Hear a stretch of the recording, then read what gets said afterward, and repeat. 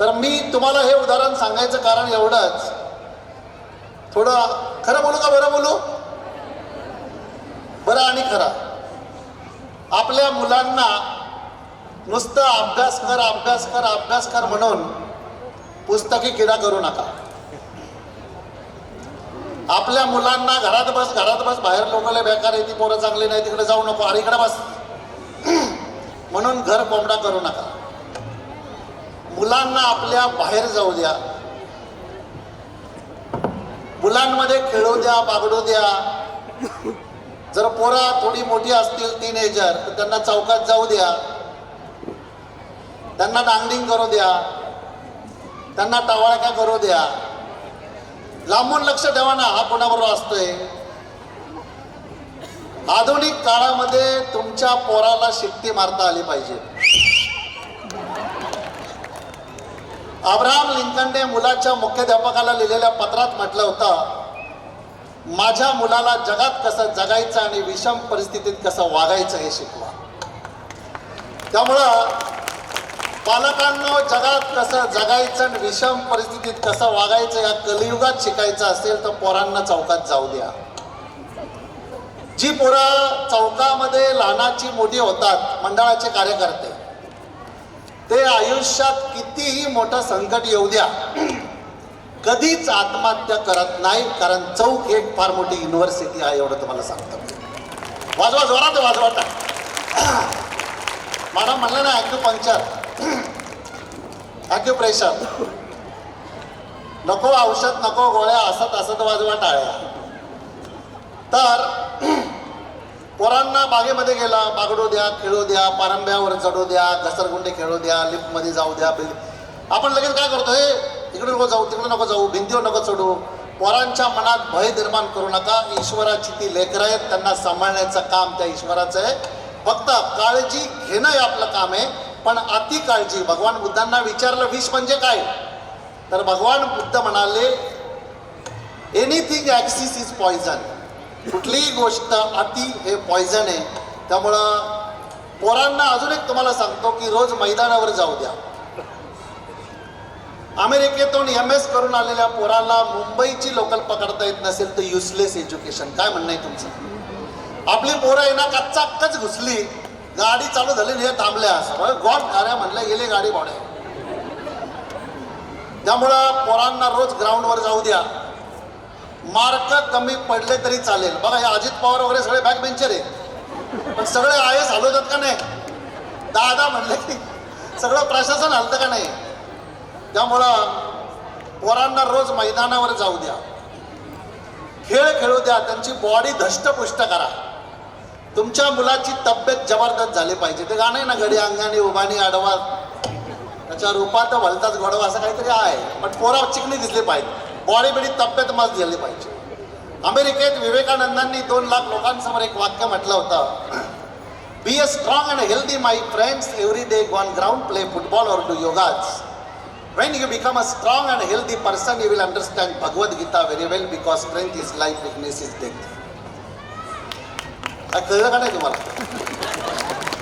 तुम्हाला हे सांगायचं की मी हे वाक्य पाठच केलेले नाही, येतं मला इंग्लिश. माझ्या प्रिय मित्रांनो, रोज मैदानावर जा, खेळ खेळा, वासरासारखं उंदडा, व्यायाम करा, योगासन करा, प्राणायाम करा. जेव्हा तुम्ही सबल आणि सशक्त व्हाल तेव्हा तुम्हाला भगवद्गीता चांगली कळेल. भगवद्गीता, धम्मपद, कुराण, बायबल, गुरुग्रंथ साहिबा सगळं जीवन जगण्याची कला. Is it right? विवेकानंद म्हणायचे, माझ्या भारतातील तरुणांना लोखंडी स्नायू आणि पोलादी मज्जा तंतूंची गरज आहे. तासन तास मंदिरात घंटा वाजवत बसणाऱ्या मुलांची मला भीती वाटते. त्यापेक्षा मैदानावर जाऊन फुटबॉल खेळून आपली शरीरयष्टी कमावणारा ईश्वराच्या निकट लवकर पोचू शकतो. हे दूर मागून का सोडतायत? पुरत म्हणतायत का? बाबासाहेब आंबेडकरांचं वाक्य आहे, आई दे ग जोगवा दे म्हणून काही मिळत नसतं, तुम्हाला स्वतःच तुमच्या पायावर उभं राहायला लागेल. लक्षात ठेवा, या जगात सिंहाचा कोण बळी देत नाही, बळी बकरीचाच दिला जातो. म्हणून सिंहासारखं पोरांना बनवायचं असेल, रोज पोरांना जोर बैठक काढायला लावा. जय बजरंगा, खा गोळ शेंगा, मस्त आहार द्या. नुसतं अभ्यास अभ्यास, घरात बस घरात बस. पोरं आहे ना, ज्या घरामध्ये जास्त शिस्त आहे ना साहेब, त्या घरातली पोरं सायकिक होतात. आई शपथ खरं सांगतो. त्यामुळं मध्यम मार्ग बुद्धाचा, तेवढ्यात तेवढं त्याला थोडं मनासारखं जगू द्या, जास्त शिस्त लावू नका.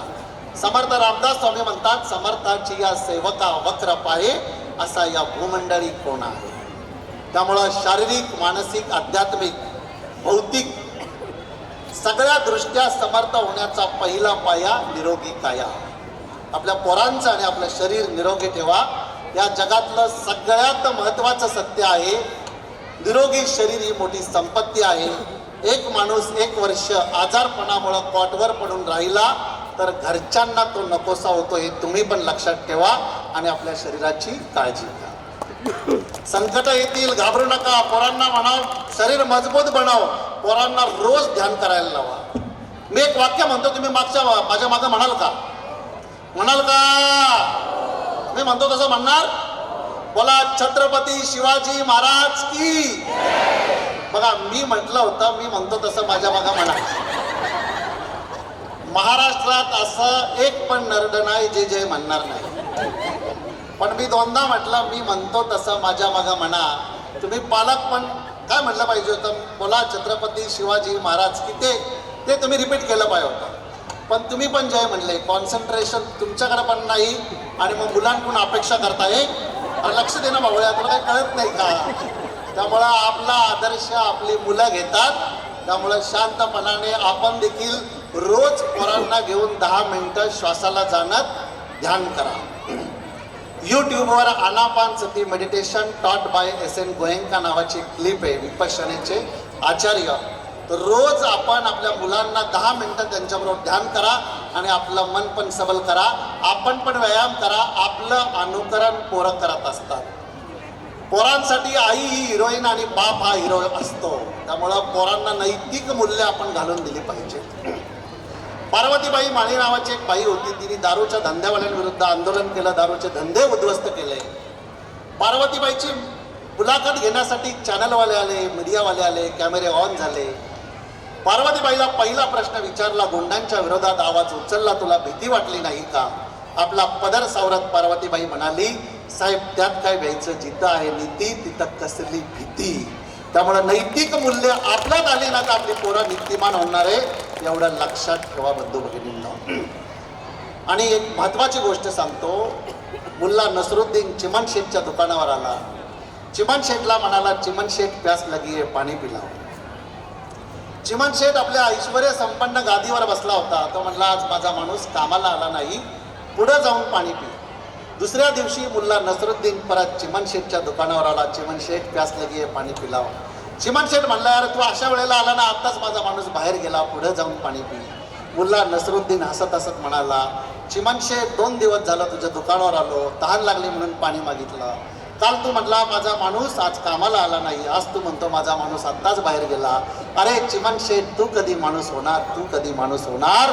तू कधी माणूस होणार? आपल्या पोरांना माणूस बनवा. माणूस जास्त मार्क नाही पडले तरी चालेल, पण पोरांना माणूस बनवा. कट्टर लोग कहते कट्टर ख्रिश्चन बनो, कुछ कट्टर लोग कहते कट्टर हिंदू बनो, पर बाबा साहब अम्बेडकर का संविधान और भारत माता कहती है सबसे पहले मनुष्य बनो, मनुष्य बनो, मनुष्य बनो. त्यामुळं आपली डेअरिंग आपल्या पोरांमध्ये उतरवण्यासाठी आपण पण व्यायाम करा, मनाचा व्यायाम करा, ध्यान करा. एकदा का होईना 10 दिवसाचं विपश्यनेचं शिबिर करा. संकट येतील, ती कुणाला टळलेली नाही. विवेकानंदांच्या मागं वाराणसीमध्ये माकडं लागली, विवेकानंद घाबरून पळाले. का माकडाने जंप मारून भगवं वस्त्र ओढलं. एक आदिवासी लांबून हे दृश्य बघत होता. अरे पळतो काय लढणं मर्दासारखा, हे पळतो काय लढणं मर्दासारखं. या वाक्याने त्यांच्या मनाची उभारी वाढली. ते माकडांच्या दिशेनं सरकले. माकडं मागं गेली, दगड उचलला, माकडं पळून गेली. विवेकानंदांनी सांगितलं, त्या आदिवासी माणसानं मला आयुष्यात जगण्याचा मंत्र दिला. संकट मागं लागली, संकटांना घाबरून पळायला लागला तर संकट जास्त वेगानं मागं लागतील, पण संकटांना तोंड दिलं तर संकट दूर पडून जातील. त्यामुळे अजिबात डाचकायचं नाही. मी शेतकऱ्याचा मुलगा आहे, माझा आजोबा म्हणायचा डाचकायचं नाही दत्त्या. मग तो मंत्र आजोबाने मला दिला होता, डाचकायचं नाही अजिबात. मी पुण्यात आलो, कोट घालून ABP माझ्यावर बोलायला लागलो, उच्च शिक्षित झालो. आणि तो मंत्र जो आजोबाने मला दिला होता डाचकायचं नाही, तो मी पुणेरी भाषेत बसवला, न डचकेश. आपल्या पोरांना सांगा, घाबरू नका बेटा, मी तुझ्या पाठीशी आहे. पोरांना सांगू नका की अंतरून बघून पाय पसर. पोराला म्हणाव, किती पाय पसरायचे तेवढे पसर, तुझा बाप मजबूत आहे तुला पांघरून देण्यासाठी. एवढी आहे ना धमक पोरांमध्ये निर्माण करा. आपल्या गोलपासून विचलित होऊन देऊ नका. जब तक सफल ना हो चैन की नींद त्यागो तुम, संघर्षों का मैदान छोड़कर मत भागो तुम, कुछ किए बिना जय जयकार नहीं होती, कोशिश करने वालों की कभी हार नहीं होती. मंजिलें उन्हीं को मिलती है जिनके सपनों में जान होती है, पंख होने से ज़्यादा कुछ नहीं होता, हौसलों से उड्डाण होती है. त्यामुळे आपल्या मुलांचा हौसला मजबूत करण्यासाठी आपला देखील हौसला मजबूत करा. इंग्लंडमध्ये एक प्रयोग केला गेला. एक कृत्रिम माकडीण बनवलं. त्या कृत्रिम माकडीणला रोबोटिक, त्या कृत्रिम माकडींच्या भोवती 4 पिल्लं सोडली साहेब, नॅचरल पिल्लं माकडींची. आई जसं मुलांना दूध पाजते, खेळवते, भरवते, झोपवते, त्या रोबोटिक माकडींच्या साह्यानं करून घेतलं. 6 महिन्यांनी पिल्लं वाढली, पण सगळी पिल्लं सर्किट होती, सायकिक होती. आपल्या मुलांना स्पर्शाची गरज आहे. आईचा नैसर्गिक वात्सल्याचा स्पर्श, वात्सल्य प्रेम न मिळाल्यामुळे ती सायकिक झाली होती. म्हणून आपल्या मुलांना स्पर्श द्या, मिठी मारा, कौतुक करा. ज्या मुलांना लहानपणी आईवडिलांची वेळ मिळते, स्पर्श मिळतो, मिठी मिळते, कौतुक मिळतं, ती भावनिक सक्षम होतात. मुलांना जर वेळ दिला नाही, त्यांचं कौतुक केलं नाही, तर पोरं सायकिक नक्की तयार होतील आणि आईला आई, बापला बाप म्हणणारा माणूस तुम्हाला दिसणार नाही. म्हणून आपल्या मुलांसाठी भरपूर वेळ काढा. अजून एक हे सांगतो 2 मिनिटात आणि थांबतो. इंग्लंडमध्ये 2 पिंजरे मोठे, त्याच्यामध्ये 5-5 उंदीर सोडले. त्या उंदरांच्या मेंदूमधले न्यूरॉन्स पेशी सेम होत्या, पण एका पिंजऱ्यामध्ये पाळणा, झोका, सिसॉ, बॉल सगळे खेळण्याचं साहित्य होतं. 6 महिन्यांनी चेक केलं, ज्या पिंजऱ्यामध्ये खेळण्याचं साहित्य, पाळणा, झोका, सिसॉ, बॉल होतं, त्या उंदरांच्या न्यूरॉन्सच्या पेशी जबरदस्त वाढल्या होत्या. या पेशी तुम्हाला इमोशन सक्षम करतात, ताकद देतात, एनर्जी देतात आणि भावनिक सक्षमता वाढवतात, बुद्धिमत्ता वाढवतात. म्हणून आपल्या मुलांना रोज कुठे ना कुठे खेळायला लावा, भिंतीवर चालायला लावा. पारंब्या, आपण गावाला गेलो, पारंब्या लोकांना आपण मध्ये नको ला, अरे जा चढ बिंदास म्हणायचं. पोरांना सक्षम बनवा, ही काळाची गरज आहे. आणि मित्रांनो, मुलं या ठिकाणी मला जास्त दिसत नाही, पण भरपूर अभ्यास करा. आपल्या आईवडिलांचं स्वप्न आहे ते पूर्ण करा आणि आपण आपल्या मुलांचे आदर्श व्हा. आपण जर मुलांसमोर जर म्हटलं की सांग मी घरी नाही, आपण जर मुलांसमोर फुरका मारत बसलो, मुलांसमोर आपण टाकाटाकी करत बसलो, तर 100% आपली मुलं ही आपल्यासारखीच होणार आहे. म्हणून तुम्ही आदर्श व्हा. पु ल देशपांडे म्हणायचे, आज पु ल देशपांडे म्हणायचे, वेदना आणि आनंद दोन्ही फार चांगल्या बोलतात. मला अत्यानंद झालेला आहे, पण वक्त्याचं भाषण लांबलं की श्रोत्यांना ज्या वेदना होतात त्या फार चांगल्या बोलत नाही. अरे पोरांचं परफॉर्मन्स बघायचं, हो ना बाजूला टाकले, असं तुमच्या मनात येत असेल. आता हे आपले साहेब जे आहेत मायक्रोसॉफ्टवाले, नायडू साहेब, ते मला ते केसाचं सांगत होते, पांढरी केस, काळी केस. मी म्हणलं आम्हा दोघांना चीफ गेस्टला केसच नाही म्हणलं. आणि म्हणलं टाकला माणूस श्रीमंत असतो असं मी ऐकलं होतं, पण चरंदी मठ केसवाला आमच्या डबल पट श्रीमंत आहे म्हणलं. जाऊ द्या, जोक म्हणून जाऊया. आज पुन्हा एकदा 7 समुद्रापलीकडे जाऊन बंधू आणि भगिनींना म्हणणाऱ्या विवेकानंदांची गरज आहे. अन्यायाविरुद्ध लढणाऱ्या छत्रपती शिवाजी महाराजांची अभिषेक गरज आहे का नाही? घटनेचे शिल्पकार डॉक्टर बाबासाहेब आंबेडकर पुन्हा जावेत. शेतकऱ्यांची मुलं शिकली पाहिजेत, डॉक्टर इंजिनियर झाली पाहिजे. म्हणून आपलं आयुष्य वेचणारे कर्मवीर भाऊराव पाटील पुन्हा पाहिजे. आज रमाई माता पाहिजे, माझी जिजाऊ माता पाहिजे, माझी सावित्री माता पाहिजे.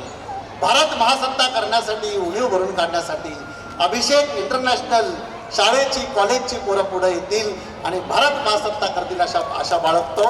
आणि आपल्या विद्यार्थ्यांसाठी आणि आपल्या पालकांसाठी लवकरच माइंड पॉवर आणि स्ट्रेस मॅनेजमेंटचं वर्कशॉप घ्यायला मी नक्की येईल. तुम्हाला असं वाटतं का मी पुन्हा एकदा माइंड पॉवरचं वर्कशॉप घ्यायला यावं? असं वाटतं का? असं वाटतं का? असं वाटतं का? मग मी पुन्हा येईन, मी पुन्हा येईन, मी पुन्हा येईन. चरण सारख्या एकदा सज्जन माणसाने मला या ठिकाणी बोलवलं. Thank you, thank you, thank you. जय हिंद, जय महाराष्ट्र. धन्यवाद.